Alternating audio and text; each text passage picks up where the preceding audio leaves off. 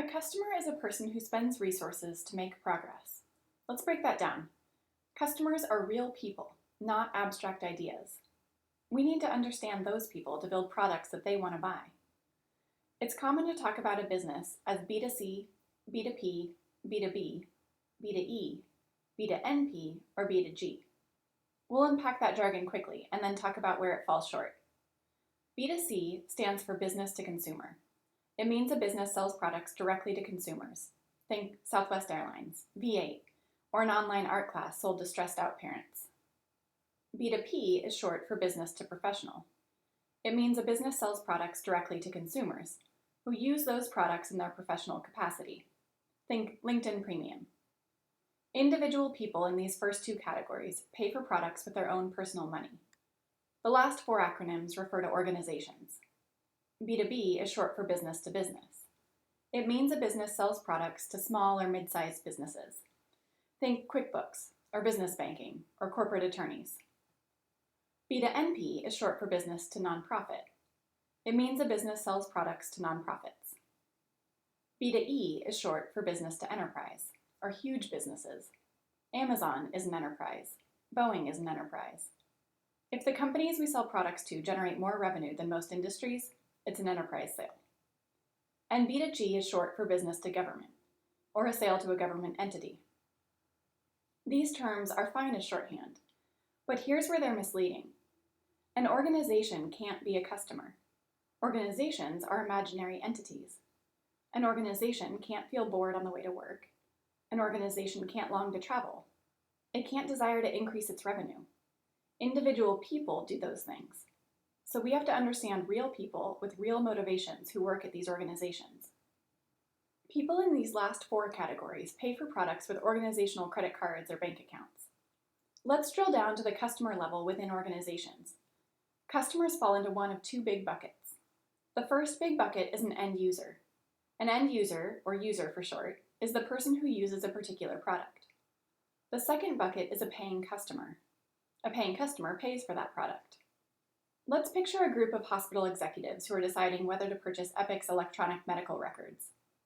The executives will sign a contract with Epic, and one of those executives will write Epic a check. The executives are paying customers. They choose to spend money on the product. But the executives won't use Epic's medical records every day. Doctors and nurses and other clinicians use it every day.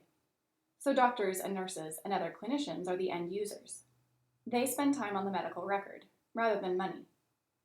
If end users don't like a product, they won't use it unless they're forced to. If paying customers don't like a product, they won't buy it in the first place. We have to understand end users and paying customers to get traction. A lot of startups and small businesses get excited about users, because users are the easiest to understand. But if we don't understand paying customers, we have a hobby, not a business. There are different types of paying customers too. Jonathan's last startup was called ChoiceMap. ChoiceMap sold its product to big healthcare enterprises, so we'll use that as an example. Some paying customers are strategic.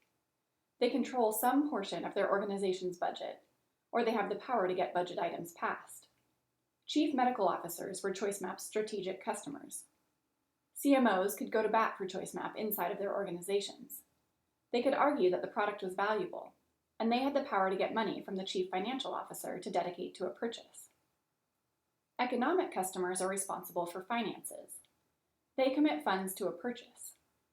They're responsible for writing checks, even if they delegate purchasing authority to others. They can block strategic customers from going through with a sale. CFOs were ChoiceMap's economic customers. CFOs cared about their budgets and the CMO's needs, but they didn't necessarily care about ChoiceMap. Technical customers are responsible for the technical rollout of a product in their organization. Chief information officers were ChoiceMap's technical customers. If CIOs didn't approve of the technical aspects of the product, they could block the sale. Sometimes technical buyer refers to a particular role on a procurement team, by the way. That's not how we'll use technical in this program. The strategic customer, the economic customer, and the technical customer all need to be on board before they'll agree to a purchase. These roles can overlap, by the way.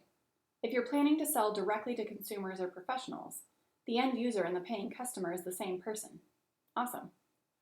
But if you're interested in selling to customers inside of organizations, you need to identify and interview strategic customers first. That's the most efficient way to evaluate a business opportunity. We'll show how and why to start there in Level 3. The type of progress customers want to make is the subject of the next 2 videos. The central idea in those videos usually upends what people believe about how businesses work.